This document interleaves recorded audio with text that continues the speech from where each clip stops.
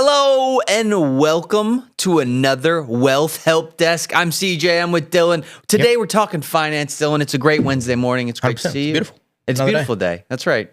We've made it halfway through the work week. Okay. And we work 7 days here. And it's like a third. It doesn't matter because we love going to work every single day 100%. and doing what we get to do, making YouTube videos, making content, talking about money. So 100%. It's good to see you. What do we got on the block today? What sort of exciting topics has the world wanted to know? Okay, we're talking today about the garnishment of wages. What does that even mean, Dan? Usually it's not fun stuff. Either A, you've got behind payments to the point to where you're delinquent and they're going to start garnishing your income. Usually that's an IRS type activity. It could be some severe debt. But then the most common way is alimony and child support. Sure. Non-pleasant divorce, have kids, messy situations. We see that more and more today, don't we? We do. It's very sad. Well, It is. And I was thinking about this as we were bringing this topic up, but it's one of those things where I immediately think of my 20s. Sure. And I think of my 20s because one of my wise mentors, he's my uncle, his name's Steve, Colonel in the Marine Corps, serious man, okay, serious, intense, all about the mission and the objectives. It's written down, it's a goal kind of thing. And one of the things he told me was that in your 20s, it's very, very important to not make any really big mistakes. Sure. You can't, like, obviously winning huge. If you can win huge, do that. Most people do not win huge in their 20s. They just don't make big mistakes. And one of the big mistakes you can make is maybe having a child out of marriage, maybe trying to find some kind of form of life that you're looking for that is not good for you. You can turn to drugs, you can turn to alcohol, whatever. But ultimately, a couple of those will impact your financial future in major ways. 100%. And this is one of them. Yeah. Totally. It feels like, there's always the race analogy. You can't win a race in the first corner. Yeah. But you can definitely lose it. And that's what your 20s feel like for a lot of people. And it's, there are people that are going to be, and we've all been there before. You've been a teenager, you've been in your early 20s, you've been young, dumb, and in love, and you want to make crazy, rash decisions at times. And that's not always the best situation, right? Like, I mean, for example, my wife and I, we were together for 7-8 years before we got married. Yeah, you guys dated for a long time. Yeah. And it was one of those, part of that was one for things like mortgages and stuff like that, because there are systems, unfortunately, our world isn't necessarily all like, emotion. There's a lot of like data and backing behind it, because if you want to get married in the United States, there's rules and stipulations associated with how your mortgages work, how your finances work, how your credit works, and other things. There's advantages to being two separated individuals that are obviously together, but non-legally bound. And then there's advantages to being legally bound. But those things, as you can see with garnishing your wages, they're very large financial implications in something that is very, very financially driven, but also very emotionally driven. So those things gets mixed, it gets weird. And ultimately, the system is designed in a lot of ways to punish men for those things, right? Like, we don't want divorce, right? The government doesn't want divorce, and those things happen. I'm not saying you should never get divorced, but what I'm saying is there is legal implications to that, and that might be alimony. So you're going to pay a paycheck to your wife every month, and that's going to impact your bills. Yeah, and one of the things, I mean, you can see it across America. Most developed nations end up getting to a state to where your birth rate declines pretty heavily. In the U.S., we're in a state of that. And part of it is financial security is a huge, huge element. Whether that be how much you currently have if you want to have a kid, or the fear of if something goes wrong, can I afford to pay my bills and my now ex-wife's bills for the rest of my life? Because that, as a man, again, is the unfortunate reality. You look at other countries like Poland right now is doing an incredible job where if the woman has the first birth, her first child that she has, you get a 50% reduction in your income tax. And then if they have the second child, she pays 0% for the rest of her life. The male gets 25%, then up to 50%. That is a huge permanent savings, and that helps encourage them to continue making more Polish people. Yeah. Whereas at Americans, it's like stuff like this kind of almost feels like it's almost like it's persecuting, especially more males, because you might be financially liable for this. You might be on the hook. Very, very infrequently do the wages being garnished or child support alimony go given to the men from the women, and that's a challenge. But it comes down to making a good, logical decision. You should have a kid because you want to have a kid. Yeah. And the safety portion of that is a big piece of it. And there's a lot of people who have kids non-intentionally, so that's understandable. You're doing the best of what you can. Yeah. But it's got to make a decision in your 20s. Yeah, and ultimately, this is one of those things where holding on to the sanctity of marriage, being involved in your kids' lives, these are all impactful. And we know it's busy, right? You've got to go to work. You still have to take the time to go to the gym. You still got to take the time to eat right And this becomes a lower ring on the priority list where it comes to family. Yep. And if you neglect that family piece, it does have major, major implications on the finance piece. And you might not necessarily think they're connected in that way, but they totally end up bashing against each other once, the rubber meets the road on the implications for whatever it is. Yeah, it's also one of these where you can hear all these stats in the world about like, this is bad, that is bad. The worst thing you can do for a kid is be a single parent. Well, if you're a single parent, you don't have an option. Like you might not have chose that, right? So it's one of those where all of the stats are useful, but they're also often in hindsight. It's very hard to get ahead of these things. And the best way you can do that is, you can look at specific tax accounts. Like there's I think it's an 829 account, which is the college savings account for kids, or 529. 529. And then there's also, you can set aside, what is it? Oh my God, it's the insurance, IUL, an index universal life insurance for a kid. There's a lot of different strategies that you can put forth to kind of help set up your kids for the future. And that's with or without spousal support or otherwise. And that to me is the biggest thing, is your wages are going to be garnished no matter what you do. It's just, how are they garnished? Are they garnished by you intentionally and you're trying to put forth for your future and plan for that? Or a mistake might happen. They might be garnished from you unintentionally. The things like paying your taxes and otherwise, it's very hard. It's hard for me to imagine a reality where I would be caught up in a situation like that. But that's also because I'm a paranoid person. I think if you're a person who owns your own business and say you're doing vinyl siding and you don't pay taxes, I could understand how people could make that mistake because there's not like a handbook of how to do it. Sure. But you should look for the handbook of how to do it. It exists. It's just not convenient to get. Yeah, and you just have to be intentional about actually going and planning for whatever tax event's going on. I know when we had Luke, our first child last year, I didn't know this. There's a bunch of tax credits when you have your first child. And so like we got a really big return this year because of that, right? And you don't know that walking into it, but it is one of those things that is a benefit. And it's also benefited us in the military. For me, being married, having dependents, I get paid more for those different pieces, right? I get more in housing allowance. I get more from my general paycheck. And so like being married and in a nuclear family unit has been a benefit to me from the taxes side of things, where the opposite's true if I'm not married, if I'm not in that relationship. And I think there's just all these pieces where it's like, you have to be intentional about what you're trying to accomplish when you do these things. No, for sure. And that's why it's like, I mean, we've obviously spoke a lot about the more of the family portion and the spouse portion. Yeah. But it's like, it's very hard to try to manage and be successful in wealth when you are not managing and being successful in other paths. Like you see the people who most frequently are in the 1%, they don't get into the 1% wealth class until after they've been in the 1% of multiple other things. That's like, hey, it's very obvious that a lot of people who are in the upper 1% class do marathons. They do Ironmans. Yeah. They were ex-pro athletes. Hard things. They do very hard things that they are in the 1% of. Sure, yeah, so it's not surprising that they're able to kind of like lock in on their finances or their job or whatever and get there in a similar fashion. But that's also should be true with the relationships, whether that's friendships, whether that's spousal relationships, whether that's how intentional you're being with having kids. You should be looking forward to those things. You should be trying to seek a partner who makes you net better. They might make you feel good, but some days they might make you feel bad. So if they make you a better person. What's your thing this year, Dylan? What are you going to do? Oh, my singular one? It's going to be a marathon. Jesse has the thing. Yeah, Jesse also does something called a misogi. It's like you do one impossibly hard thing a year. Yeah. You could either do it in one of two paths. You could do it one very spontaneous, which means that you should always be prepared for the thing. Or you can do one that you like, that's going to be your year goal. Like, hey, you lose 100 pounds, you quit smoking, whatever it is. For me, this year, I'm going to be doing a marathon in either November or December. So I've been training for that. I did have a setback last month, re-injured my ankle. Yeah. Unfortunate. Yeah, you've got some broken pieces over there. So that's going to be pretty tough. Yeah, it's pretty tough. It's not great. But we're back to doing full mile runs again, so that's good. And, we got about a 6-month headway, so we should be there. Wow, cool. Congratulations. That's a great goal to have in front of you. Do you know where?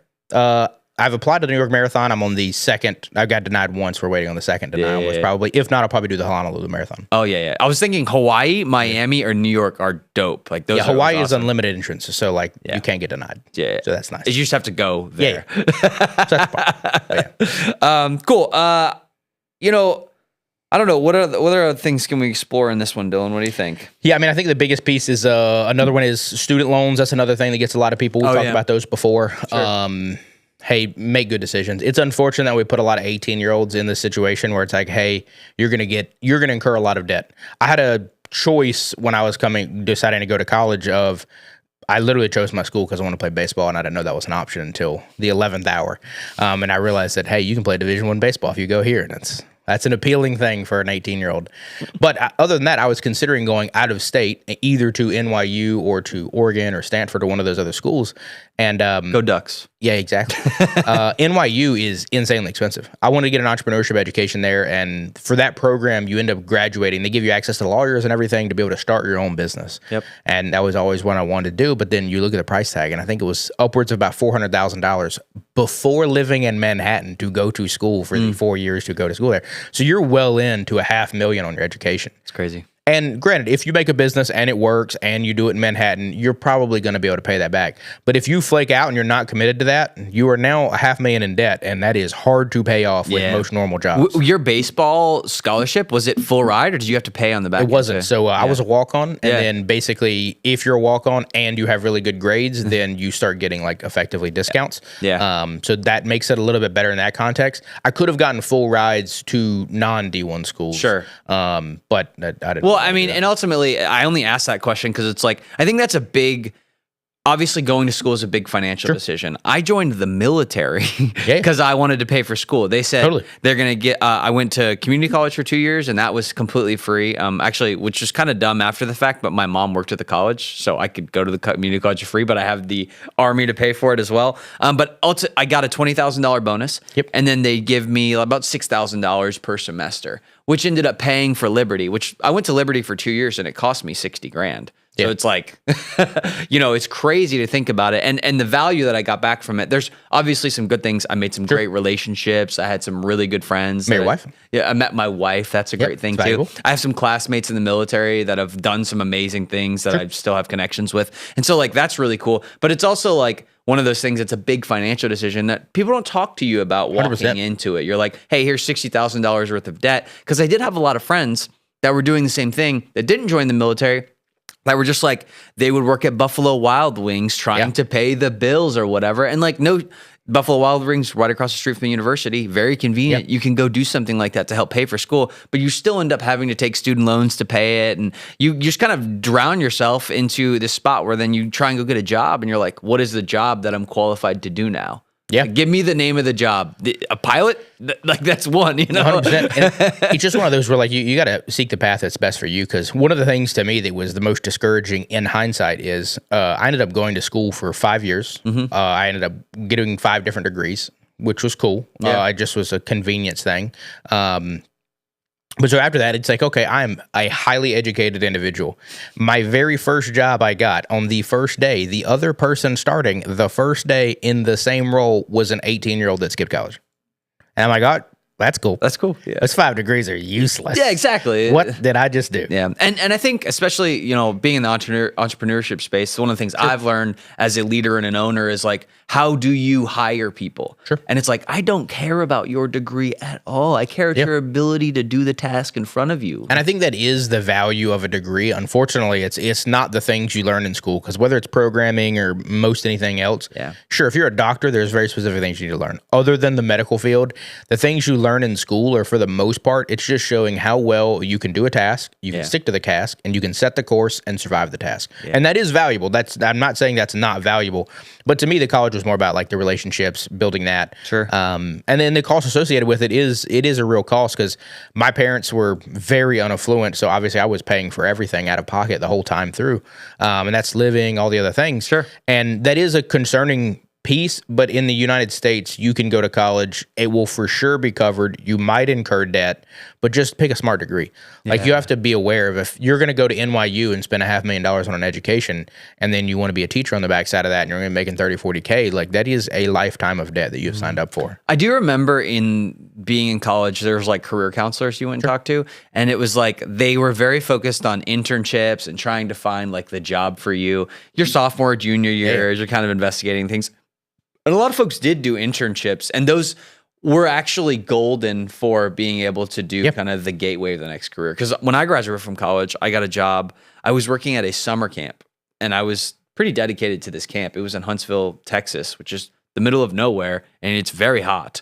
And I was just like, yo, they gave me the ability to, hey, we want you to lead one of the camps. And so I worked one of the camps. And so you get some logistics, and I ran around and jumped on blobs and hanged out with you had kids. fun. That's and cool. yeah, and so like, but didn't pay well, but it was like really, really fun. And there was some life experience that I got from it. But it was like, I have a business management degree, and that's kind of what I landed into. Sure. And you're just like, I guess I should have taken opportunities when I was a sophomore to go get an internship at, I don't know, Arthur and Gallagher doing something random to go do that thing instead, right? No, actually, some of the most successful people of like the half step below me, like the generation that's like 5 to 10 years below, is when I was working in my corporate career, I was an executive for a little bit, and we had like a prestigious internship program. And it was like everybody was coming from like Stanford, Duke, MIT. Like we had nothing but ballers coming in on these internships.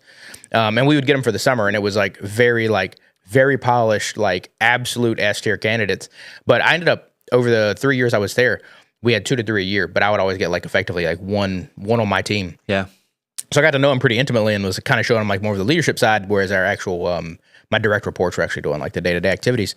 And all 3 of them went on to be absolute legends. Yeah, sure. Like it was one of those to where like we worked at the time a Fortune 25 company, and they all went to work for Fortune 5 companies. They all were in the FANG industry. They all were absolutely murdering it. But it was like they got to see experience in like not even a negative way. We worked at a great spot, but they were looking at us like, nah, I want more than this. And I was like, that is crazy. Yeah, good for you. It's crazy how, I mean, and those 3 people all coming from this one specific spot. It's like, how do they get to even that internship 100%. that then pushes them to where they're going to excel in that way? Yeah, because right? when I was in college, an internship wasn't an option. I was working at Best Buy. I had to pay my bills. It wasn't because our internships didn't pay like crazy or anything like that, but it was just more if you wanted it for the access. Yeah. You wanted it because that was valuable to your education. Whereas like for me, it's like I was looking at like, can I study abroad? That'd be kind of fun. Yeah. I'm not paying for that. All right, cool. I'm just going to keep working. Well, and that's where you wanted to go to some of those prestigious universities. And so like, what's great about that is like, you might end up like, this is a wild example, but it's like one of Donald Trump's grandchildren maybe ends up going there. You get to know them, and then you get to know families and other 100%. people. And like, that's like the biggest access point of knowing other people that do all these different businesses, where either you learn from them, become their friend, and that becomes a valuable relationship to you in your life in some way, shape, or form, right? 100%. There's a lot of these things, especially when it comes to like trying to pursue a better life than you currently have. Yeah. It's like the little things actually do matter a lot, even though you don't want them to. Because like, again, I was a kid that had a chip on my shoulder, because in those moments, it's like I'm around all these Ivy League kids, and like, sure, I technically did get an Ivy League, but I couldn't necessarily pay for, or I didn't want to pay for Ivy League. So then I went to a normal college. So it's like I'm literally surrounded by people that have way better degrees than me for the most part. But that was like a chip on my shoulder and motivating. And I remember at one point, like, you kind of get like the ego of like, I can be here no matter what, but then you also kind of make it harder on yourself. Sure. It's like, why is it, this is unnecessary. Yeah. It's like you hear the analogy of like, why do rich people have really nice cars? It's unnecessary, it's gaudy, whatever. But like, if you're a very highly successful person and you have something that a normal person can't afford, that is the quickest filter you could have to say, hey, if that person was capable of doing a hard thing to get that, they're clearly capable of doing hard things. That might be a person that I could work with and help me. Whereas like, if you see a person doing something completely normal, there's no initial filter to tell you, hey, I know that they've done something hard. Yeah. Because unfortunately, status symbols at some degree are a good filter for that. Well, Graham was talking about this in a podcast. Graham, what's his last name? Stevenson. Stevenson. So Graham Stevenson, I'm listening to one of his things, and he's talking about how he does a lot of these little real estate deals, right? He's kind of known for flipping houses and having some money, and he's kind of built a little bit of wealth based off of that, right? But he's got this Toyota Corolla that he would show up to show houses on, like a crappy car or whatever. And he's like, I bit the bullet and I bought a Mercedes GLS or something like that, right? And he's like, the amount of credibility I got when I showed up and got out of the car was just so different. Like, people just approached me so much differently than they used to. And it helped him close deals, which 100%. Is part It's of the one of game, those things right? where it's like, I've used this joke. My wife wanted to use a real estate agent when we were buying properties back in the day for rentals. Yeah. She actually wanted to buy a condo to move into, and they had like a family friend, and he's like a real estate agent. He's done his whole life. And he showed up, and it was like a very mundane, normal car. Yeah. And when we went to sell some of our properties, she was going to have him sell them as well. But right beforehand, I was like, I need somebody to sell one of my rentals. So then I reach out to this person. I found the best person in Charlotte. And it was this 30-year-old bombshell driving like a brand new Range Rover, nice, shiny or whatever. I was like, low key, like that's kind of what I want. Like she's doing well. Yeah. Like, clearly she's selling homes. Yeah. Well, I mean, and everything about that is like approachable. So like we have the Cybertruck at the office, and like one of the things that I found really interesting is like people will just walk up to us because it's a Cybertruck. Like, you'll be driving down the road and they're honking and they're taking videos and stuff. And it's just one of those things where like, if you can create an environment where like it's kind of gravity, people are going to come to you. And so when things like that happen, it's a very attractive person and a nice vehicle. Like people are going to walk up to that, and you get referrals. People will talk about it, and you get more deals because of it. And that's kind of a great model, right? Totally. And those are things, not to say that she was a better real estate agent than the other guy or anything like that, but it's like she at least looked the part. And that's one of the things where it's like, those can end up being huge separators. Like you might be the worst kid at Stanford, but if you tell people you graduated from Stanford, that means a lot. Yeah. That's a lot more than you graduated from the community college. Exactly. That's not to say the community college dude isn't smarter. It's just, what do they get you access to? Yeah, absolutely. And I mean, I can wrap this point back up and we can go to the next topic, but ultimately it's just one of those things where when you think about your 20s and what it looks like to make good decisions, getting married, being in a stable relationship, making sure you don't have any crazy kids in different spots, making sure you're not getting into drugs or whatever. That would be kind of my point on the advice on this one, is like, make sure you set your life up to where you can be successful to the next thing. Because ultimately you want to give your kids the opportunity to be able to do the next thing as well. And generational wealth can be squandered in one generation, or honestly can be created in one generation. Normally takes more than one, but. Totally. And for me, the biggest advice is assuming everything goes well, you're going to see 30 one day. Yeah. And when you see 30, one of the two things is going to happen. You're either going to have a whole lot of life experience, but probably a little bit of instability, or a whole lot of stability, but not a lot of life experience. And one of those two things is going to happen. It's not to say one path is better than the other, because you're only going to get your 20s once. There's some degree of you should enjoy your 20s. You're also only going to get your 20s once to build a very comfortable 30s. Yeah. So which path do you want to take? Well, and it can be hard now or it can be hard later. 100%. Right? It's going to be hard. It's going to be hard. And one of the other things, we're going to talk about this in our section number 2, but we want to talk about credit card debt. Credit card debt in America is crazy. I mean, debt in America is crazy right now. I don't know what the number is, 35, 36, 37 trillion dollars in debt. So we as Americans, as a country, have an issue with debt already. But we definitely mirror that into this credit card debt kind of challenge. And I think it comes from a lot of different places. I can see how people end up where it's like they want to take the yearly vacation. Sure. Hey, I want to go on vacation this year. We don't have a lot of expenses. It's not in the budget, but we got to go to Disneyland because the kids have never been, and we're going to spend a lot. $6,000. I don't know what it is. A lot. Dude, I went to Disney for the first time as a 30-year-old, maybe. Yeah, sure. My wife was a big fan of it, so we decided to go. I'd never been before. Yeah. And it was not that cheap. It's and hey, Spirit Airlines isn't here anymore, so the flights just got way more expensive. That's right. So if you're gonna put your credit card for Spirit Airlines, you got to find a new one. We got other ones though. There's Allegiant. Yep. Frontier. Oh, Frontier. we've done Frontier before. Yeah. That Seattle to Charlotte Frontier flight. Not. We were reminiscing in the glory days of Spirit the other day. Yeah. And one of our guys here, we went on a trip. You weren't with us, but you met us there. Okay. For an event in Dallas a year or two ago, and literally we hit crazy turbulence, and a flight attendant went on the mic and went wee, and it's like, dear God, American and JetBlue and United would never. Oh, the budget airlines. But yeah, we on the credit card side, we have a cool graphic pulled up on like minimum payments and effectively the payoff procedures of these. The biggest thing on these is, what are you doing? How do you get through them? How do you make it work? Because the APR percentage on these is going to be well over 20%. It's like the worst loan. There are literally countries that do not allow interest because it is a sin against their religion. That is such a bad thing. Yeah.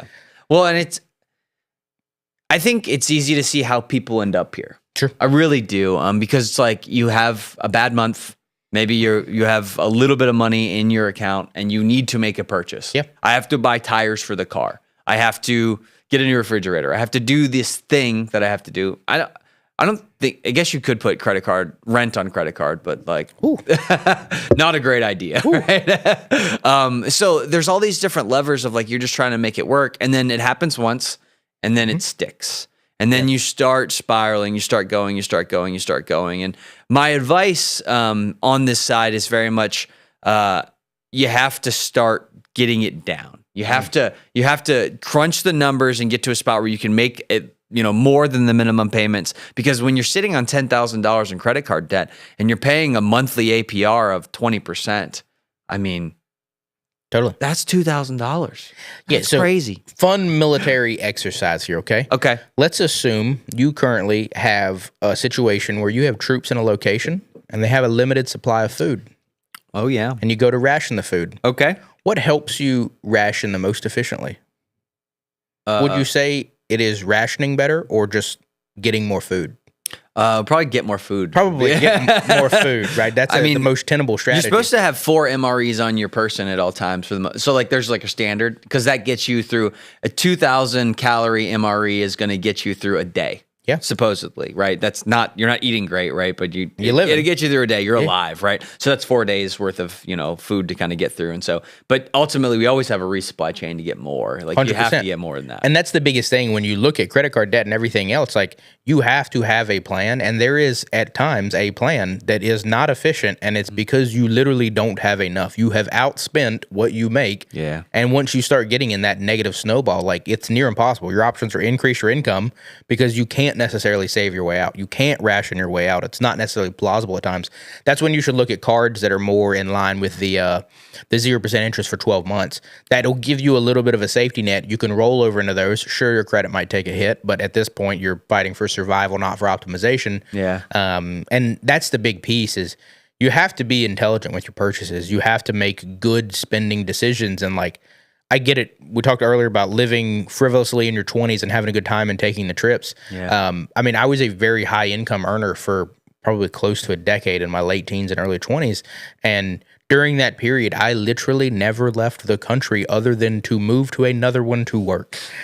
That was it. There was no vacations. There was none of that. There was no frivolous spending. Yeah. Whereas I had a lot of friends that were teachers, that were people that were making sub $50,000 a year that I would see in Turks and Caicos, that I would see in Italy, that I would see going to London this weekend. And it's like, either A, your parents are floating that, which is awesome. And if you're a parent doing that, good for you.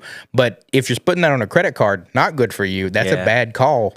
And that's a call that's going to catch up to you inevitably. Yeah, and there's definitely a balance between like living life, right? Yeah. Like you should live your life, but there are 100%. certain times and seasons where maybe you live a little bit less luxury. Yeah. Because I think like I've had some awesome, we went camping together on a nice whitewater rafting trip in North Carolina. And so we went out for the day. We were on the boats. There's probably 10 of us, maybe 12 of us. And we had a nice little lunch out there. And then we took the trucks up the mountain. We set up some tents. We made some hot dogs, grilled out. And like that was a pretty inexpensive, nice, fun weekend. Yep. We had some great memories. And like that's an awesome trip. You don't have to go to a 5-star hotel and eat a steak dinner and spend $3,000 in order to enjoy a nice thing. You can just go and be with the people you love, and you can have great memories from that. No, for sure. I mean, there's 2 trips that I've taken in the past probably 5 or 6 years that are like probably the most memorable that I've ever done. And it's like I did a friend trip to Italy with some of my buddies, with my wife, myself, and then a couple of other couple friends. I remember I was there 2 weeks before that. You were, you abandoned us. But for that trip, we only ended up spending like $2,000 to $3,000. You guys went on a very similar trip. We did, yep. And you guys spent a little bit more than that. Yeah. But when I think about that $2,000 to $3,000, we did a similar spend a year or two before that. We went on an out west trip where we spent, I think it was a little over 2 months on the road, literally living at campsites and all kinds of stuff, riding dirt bikes across the country with 3 of my friends from the dirt bike racing stuff, and my wife as well. And we ended up spending similar money on a over 2-month trip versus a 10-day trip. That's crazy. Now, granted, airfare is expensive, but also filling up gas in a truck during the middle of COVID is also expensive. But it is one of those things where it's like, we were staying on mountaintops in, Washington for free. So it's like, cool. When you park you park for the weekend to camp, all I'm spending is gas on my dirt bike and then food, which you can eat very affordably. Yeah. And those are things that you don't have to spend a lot of money on. Obviously, a couple $1,000s is still expensive for a lot of people, but it's one of those I'm not spending 10 or 20 grand on a crazy trip. I know people that spend more on airfare to one location than we've spent on whole trips. You just got to be smart about it and planning it. And I think part of this is like, we always talk about this, but like dreaming big and like not getting trapped within your environment. And so like, I always say this, that there's 2 moments in life. There's the moment that you realize there are rules. And then there's the moment you realize there are no rules. Yep. And maybe it'll happen again where the third one is going to be there's rules again. It might be with kids or something like that, trying to figure it out. But ultimately, I think the embodiedness of that is like you're going to create an environment where you're trapped inside of it. Sure. And ultimately, it's your goal to make sure you're not trapped inside of that. And you can visualize something like that because I think it's a big ask to say, hey, wherever you live currently, whatever job you're currently working, you're going to have to change that environment and try and find a remote job. And you're going to have to get rid of some of your stuff and put it in storage or whatever. But you're capable of doing those things. But I think a lot of people get trapped in their life. Sure. They get trapped in their Best Buy job. They're going every day and they're like, I can never escape this. Sure. It's the same concept as claustrophobia in general. It applies to not just literal spaces. Because like right now we are sitting and we're not moving a lot. Now, if you put us in a box that was slightly greater than the distance that we've moved in the past 30 minutes, I think you and I both are going to be pretty uncomfortable to be in that box. We're not going to like that box, right? But same thing's true with the diet, same thing's true with financing, because on a diet side, you can eat healthy meals, and even if you're overweight, not healthy, you probably eat a lot of healthy things. But if I made you eat only those healthy things, you are going to feel a certain type of way about it. Yeah. But if I didn't make you eat it that way, you might eat 20 healthy things in a row. That's true. And your finances are the same thing. It's like if I tell you there are constraints, you feel pressure to splurge, you feel pressure to break those norms. Whereas if you don't have the same pressure, you make those good decisions a lot. Yeah. There's no need to go buy a new video game, a new car, a new house, a new whatever. You do get caught up in that rat race. Yeah. And I do think boredom leads to purchases. Sure. So that's a big one. So you need to be less bored. You need less time on Instagram looking at your friends who go on these crazy trips, because as a person who didn't go on their trips in the 20s, seeing my friends and all of them take cool trips in their 20s, see them go on cool beach trips or whatever else, like those were things where it's like, man, I'd really like to be with them in this moment. But I was steadfast enough to know that like, hey, that's not the path I'm on. I'm on a different path. And it's hard to take advice for people that are not going to the same location as you. Yeah, sure. So we're going to switch gears to the next topic, which is living paycheck to paycheck. Sure. But I think we're kind of in that vein right now in some ways. So I think what is interesting about this is what you just said, and the fact that having a long-term strategic view on how you want to live your life. Sure. Right? I didn't make a lot of mistakes in my 20s. Yep. I made some. I did some dumb stuff for sure. I had some big failures. But I think me getting through it and on the other side being disciplined of, hey, I'm going to put money away. I'm going to put money in savings. Yep. I'm always going to keep building my emergency fund. I'm not going to spend more than I make or whatever. And I think what happens when you don't do that and have your long-term vision like you did. Yep. And I think the other thing that I'd like to pull on here too is like you grew up pretty poor, right? Yeah, super poor. Yeah. Like foreclosure stuff on the door. Like, I started paying for my own lunch because my parents were like prideful and poor. They wouldn't take like welfare or anything like that. Oh yeah. So because of that, we really struggled, and it was to the point where, I was very determined very early on. So I literally started making money when I was in middle school. Yeah. And that was to literally pay for my lunch. Mm-hmm. And it was one of those things of like, from that, like, your back's against the wall. You're making a plan to get out. So, a lot of those bad decisions I made were like, I started making like pretty decent money, like buying and selling stuff when I was in high school and middle school. And so at that point, I was wasting money because I didn't have any understanding of the concept of it. Yeah. I'd obviously never had it. Sure. So it's one of those things of like, it would be nothing for me to buy my friends things, or like, I'm certain my friends exploited me to some degree for that. But it was one of those things as a kid. It's like, my parents didn't take me to the movies. I'm going to take all of my friends to the movies. And it's like, who cares if that's $200? I don't care. I have $200. That's fine. But I got to live and make a lot of those mistakes when I was a kid with kid money. Yeah. So by the time I was an adult with adult money and making like, a lot more money, it was one of those things where it's like, okay, cool. Like I've already got the stupid stuff out of my system. Like I don't need to be buying people stupid things.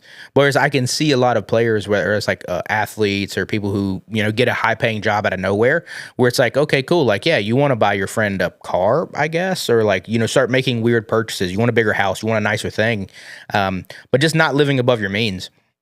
For the most part, we rented a house that was like kind of nice when I was a little bit out of college. But other than that, like, for the past, you've known this, since you and I have been friends for the past, almost 10 years, I've lived in like extremely modest places until my most current one. But the whole time I was living extremely modestly, right? And that was to the point where my wife was basically like, we can afford nice. We should probably try something nice. They have a way of doing that, don't they? We don't need to keep living like we're poor. But it's like, dude, I like living like I'm poor. Like it keeps everything with my means. I understand that, like, I know that my runway living a poor life is really long. Yeah. My runway living a rich life is not that long. Yeah. So yeah. And and on this vein, it's like, I think you knew at a certain point that you didn't want to be in poverty anymore, 100%. right? Like you didn't want to worry about how rent was going to get paid, where the meals were going to come from, how you're going to get from point A to point B, whatever that is, right?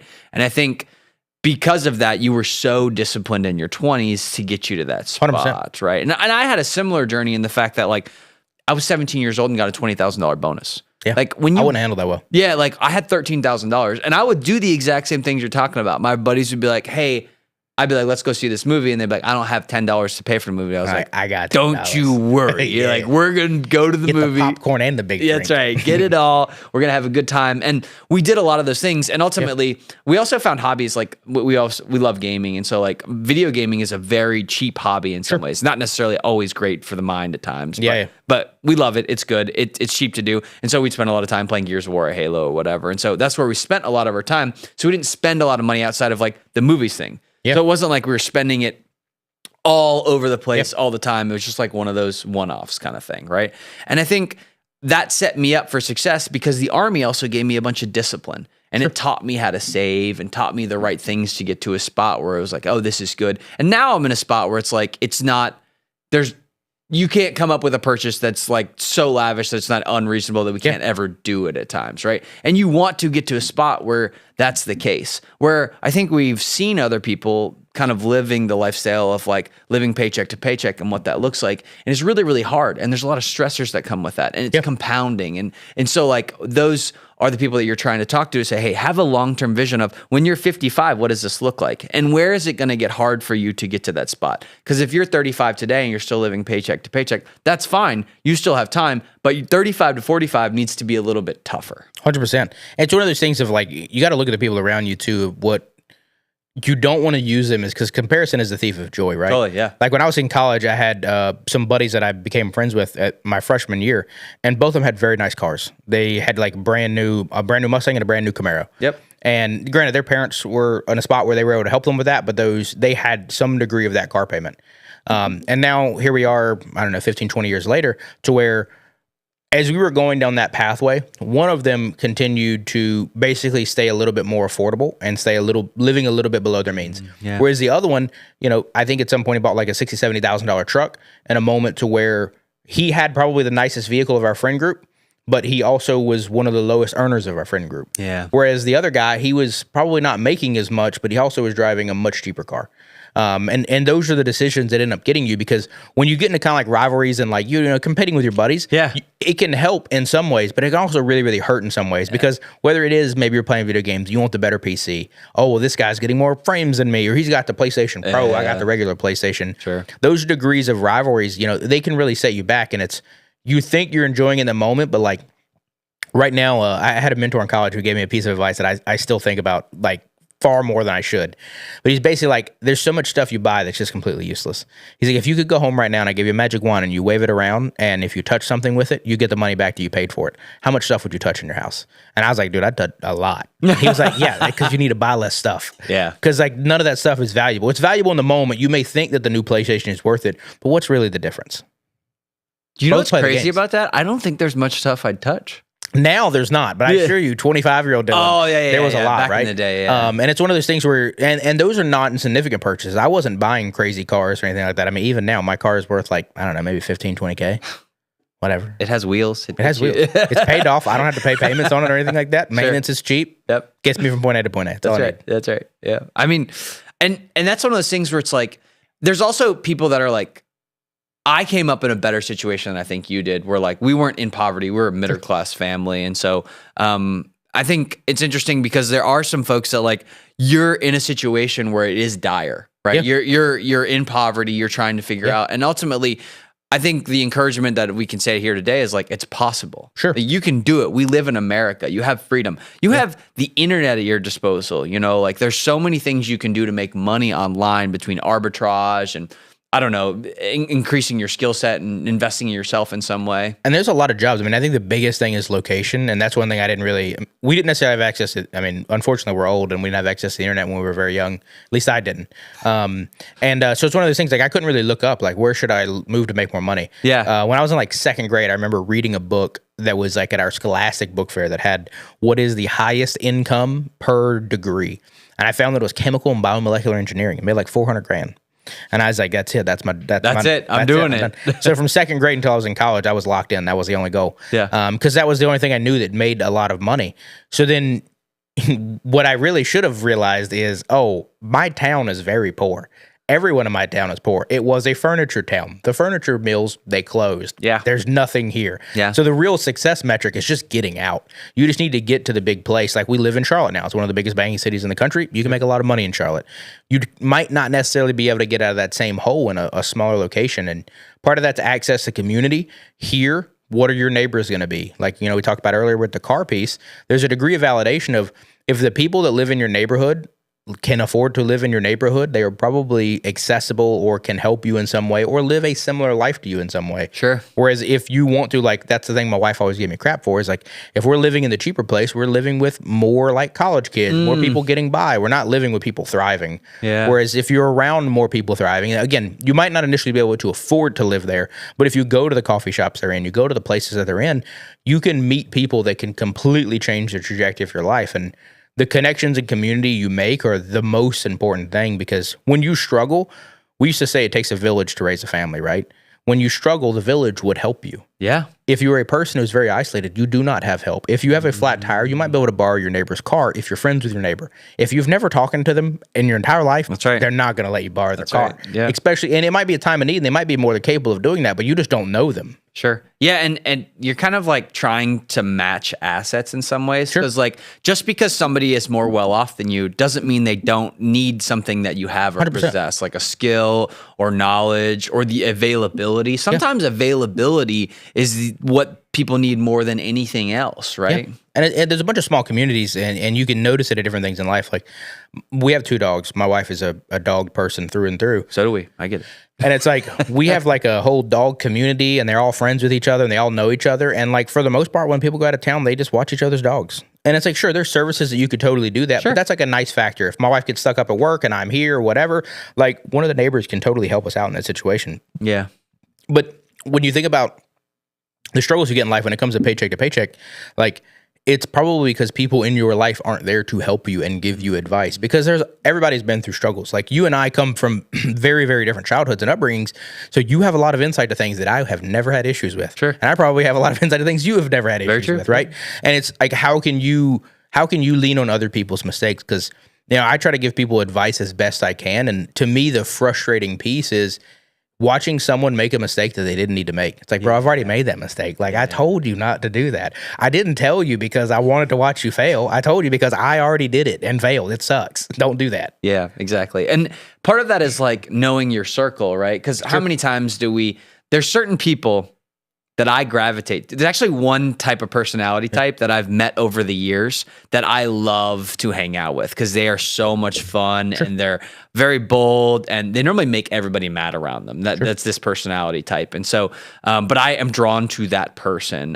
We have a friend, his name's Tark. And so like, he's like that personality type where like, he's just really bold, really loud, and I like spending time with those folks because they're very fun. And in college, there was this guy named Luke. He was an Army guy, same thing, but constantly got me in trouble for different reasons because of who they are and what their personality is. And I found that like I can't be best friends with that person as much as I love them because they're not a good influence on my life in every way, right? Yeah, I mean, you're frequently the sum of the 5 people you spend the most amount of time with. And that could be family, that could be friends, that could be coworkers. And that's similar to the paycheck to paycheck. If you've got a bunch of people keeping up with the Joneses, it's going to be hard to keep up with the Joneses when everybody's fighting for the same fight, right? Yeah. Because it's one of those, like, one buddy might win in the nicer car, one buddy might win in the nicer house, and one buddy might win in the nicer wife. But if they're all paying for it and they can't afford any of it, it's not good. It's tough. Yeah. And ultimately, you want a friend group that is somebody you can lean on when you need advice. Like, I've had more and more time in my 30s where I've like needed answers to questions that I wasn't sure how to navigate as a father, within home buying processes, loans, whatever. And so like normally you call your dad. And for those who don't know, my dad died last year. And so it's like one of those things where I don't have that person to call. And so like my friend group becomes a little bit more of like, hey, who do I need to talk to? You know, what is my guiding counsel in these moments? And that's where I do think that there's a degree of comfort makes these things challenging, right? Because like, to your situation, like for me, like my dad just didn't do any of those things, right? Like that wasn't he lived a very, very different life than I live. So it's like he, not in like a mean way, but like he quit being able to answer a lot of my questions. Like when I was in like middle and high school, Sure. And I only had one family member that I could even ask questions about, and two, but by the time I was in college, I'd kind of already usurped them as well. So then it was like, I had to find mentors. I had to find people to look up to that I could personally know. Like, yeah, sure, we can all look up to, Mark Cuban or Elon or, some person that's hyper successful, but like, I don't know that person. I can't call Elon and be like, hey, when your business was struggling, what did you do here? Yeah. It's like, he's not going to answer me, but it's like, you need to find those people in the real world. And those are the things that, when you consider the concept of living paycheck to paycheck, like usually when I grew up, everyone I knew was living paycheck to paycheck. Sure. And everyone they knew was living paycheck to paycheck. And still somehow every weekend on a Friday, Saturday, Sunday, they found a way to go out, party, drink, and have a good time. That group and circles, they were not trying to figure a way out of that hole. They were content living in that situation. And sometimes they lost a job and they lost the house for it. And those things were terrifying to me as a kid. So it's like, that is not in the cards. So we will not be repeating that. But that means that I had to leave the place where all of those people were. I had to leave all of those friends and all of the, the parents and family members and all that stuff that I met. And I live in Charlotte and they don't.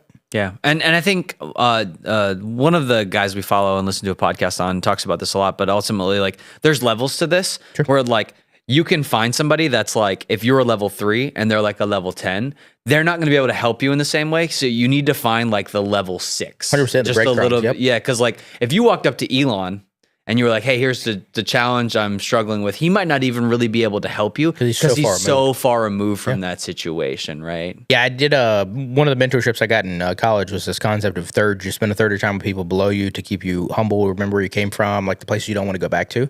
Also, you can help, you can tithe, you can do things, you can help those people out. Yep. Spend a third of the time with people around you, but the people around you at your level should be people that are on the same trajectory as you. Yeah. Whether that's pace of life, whether that's type of life, whether that's part of life, like right now, like you currently you're going through the childbearing era or whatever. So like that's probably, you want people in your life that have those problems, right? Like if all of your friends don't have those problems, they're not going to be able to help you as much. That's right. Yep. But then also you want to spend a third of your time with people that are that 10 steps ahead of you. One, to motivate you, but two, because they are going to give you nuggets. They are going to give you pieces of the thing, and you inevitably want to be there. So you don't want to make the same mistakes they make, because when I started to be around more successful people, the biggest thing that I took away from most of them were the things that I didn't want to do.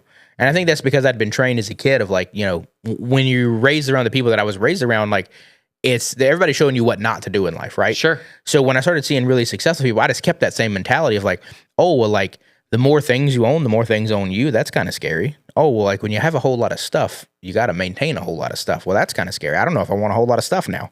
I thought I wanted a whole lot of stuff, but seeing you with it, that's a different ball game. Sure. And you start to take these things away, and if you're not around those people, you could see the person that has the nice cars and be like, oh man, they have a great life. I would want exactly that life.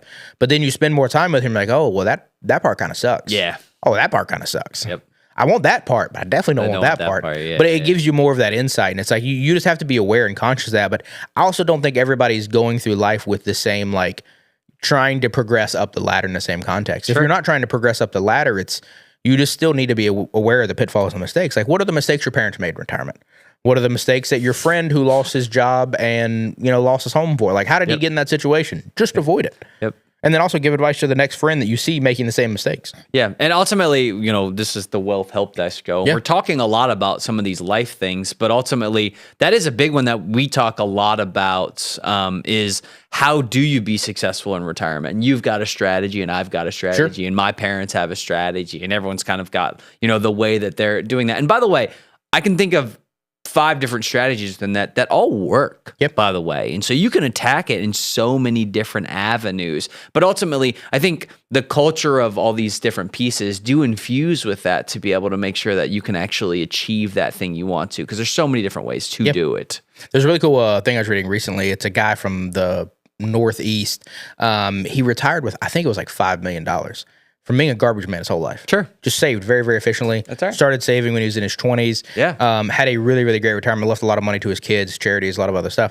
And it was comparing him to a person that lived in Manhattan, made hundreds of thousands of dollars a year, very, very high income guy. And that guy retired with like $1 million and was struggling.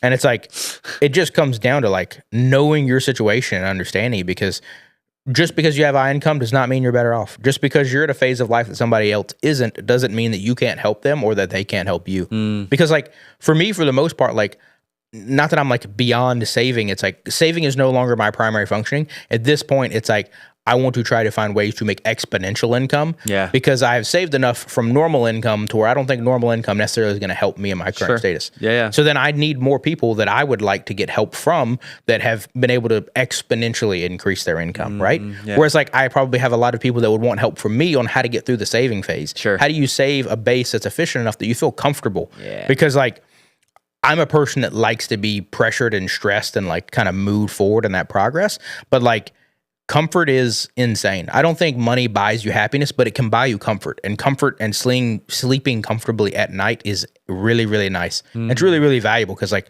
you know, for me, I was running from a childhood and I got to the point where it's like, okay, cool. No matter what happens, I won't go back there now.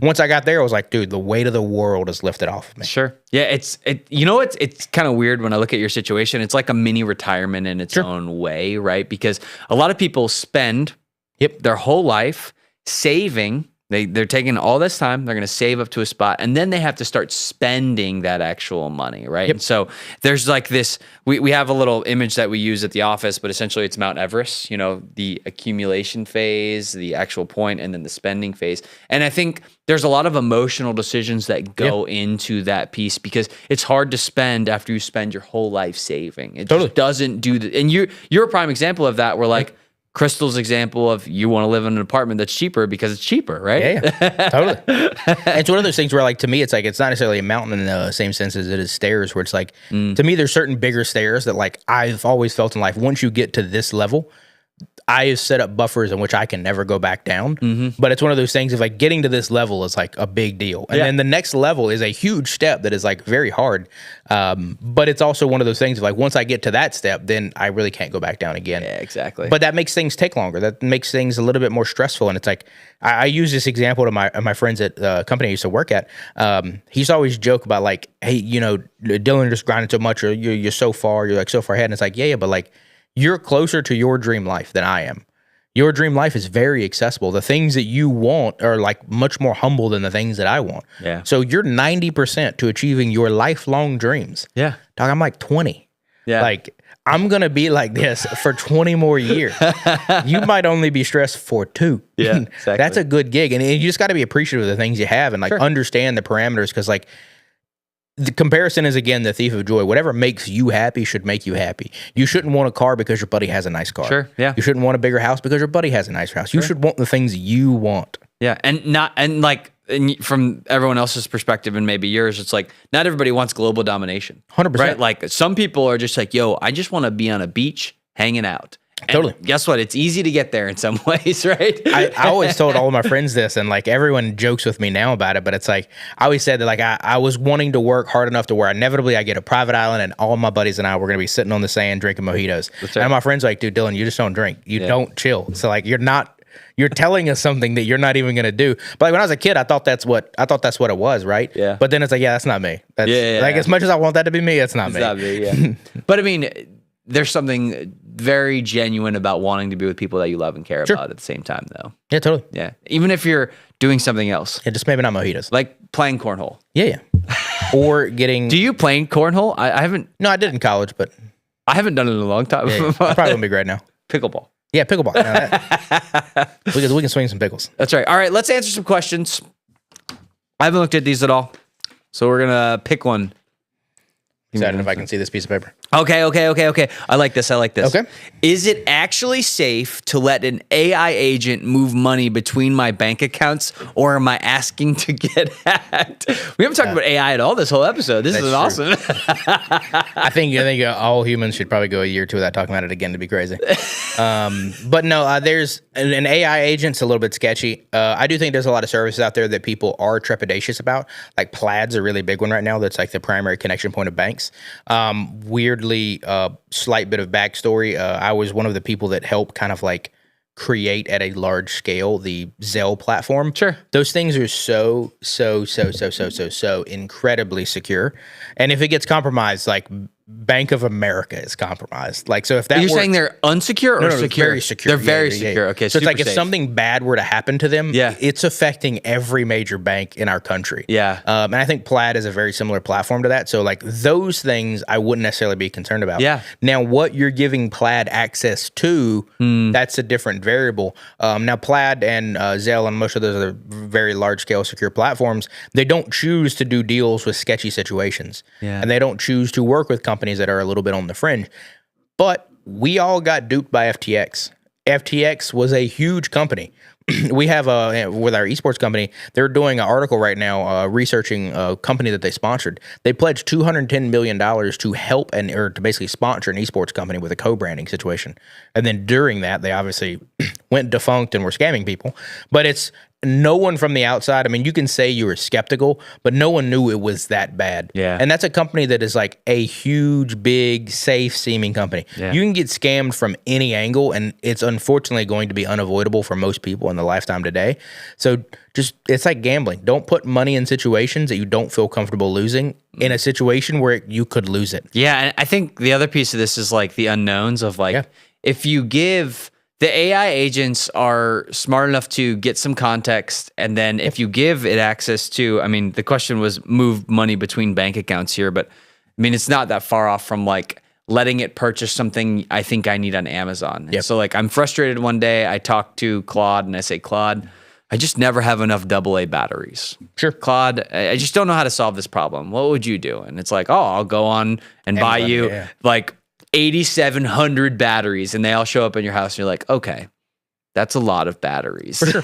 And it might do something like that. I don't know, right? Yeah, there's a lot of weird variables when it comes to that, but I think, sure, the robots or the clankers, they're a little bit like less dependable, but I think a lot of people don't understand basic concepts in general, right? Like if I ask you, how does a stockbroker work?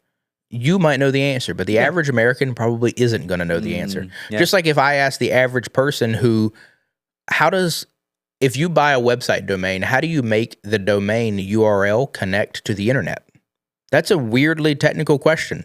Just like how currently does Bank of America send money to Wells Fargo when I give money to my Wells Fargo friend from my Bank of America account? Mm-hmm. How does that work? Yeah. I do specifically know because I was in that industry, but I would be willing to wager 99% of the population has no idea technically how that works. Yeah. So it technically could be an AI right now. Sure. You don't know. Yeah. It's not, but it could in theory be, right? And it's like so many people get paranoid of things that they don't understand. If you're worried about the thing, then learn to understand the thing. If you want your finances to be something you don't worry about and you want to call a guy, just get a guy. Yeah. Because like the thing that I think most people oversimplify for AI to me is a C- on a test. It's passing. It gets you there. Do you want to hire the C- guy or do you want to hire the A guy? And that's true with anything. If it was to coming up with research on an article, or if it was to how do you build the best boat, I'll be willing to wager the best boat builder on the planet is better than any AI at building a boat. Yeah. So who do you want to call for building a boat? Yeah, lots of. I personally, for my finances, would not want to call the C- guy. Sure. I would like to call the A guy. Yep. Yeah. That makes sense. No, I mean, and ultimately there are going to be unknowns on that spot. And it's going to get better, and we're going to learn. There's a level of trust here you're kind of diving into, right? And so like, how much trust should you have into it? And I would say right now, today, you shouldn't have a lot of trust into it, right? But maybe one day there's a level of trust that is socially acceptable because right now the trust factor is just so low in a lot of different areas. So. No, for sure. And I mean, the scams are getting scammier and crazier, Dude, and it's I really get the convincing. LinkedIn messages now, and they've got my bio in there, and they have like specific information they found via like a scrape from AI. And so it's a little bit more, it's annoying. 100%. It's not getting any better, that's for sure. Yeah, and we were looking yesterday. ChatGPT now has like pictures that are really good. So an LLM that's going to create like if you just wanted a picture of Dylan, but I want to put a Trump shirt on him, I can do it easy. It's not good. Now you might have a Trump shirt on. Maybe you don't like Trump. I don't know. Be unfortunate. I don't know where we're gonna go. Which one? You want to go? I'll rip one. Okay, go ahead. Currently, this one is somewhat very applicable to you. Okay. I'm expecting a baby in August. How do I make sure I get that $1,000 government seed money for the new federal savings account starting in July? Beautiful. I believe you just went through this process. I did. There's two ways to do it. First one, if you just file your taxes, it's automatic, and so that you'll get essentially a notification that account is set up for your child. Because when you claim the dependent on there, it has new child. You get some tax benefits. It's great. The other way to do it is you can just go to the website. I think it's called trumpaccount.com, or Google it, Google Trump account. And there's a form that you can fill out for your child. And on July 4th will be the actual day where all the accounts get set up. But yeah, it's pretty simple. I think it's worth it because you take advantage of some free money.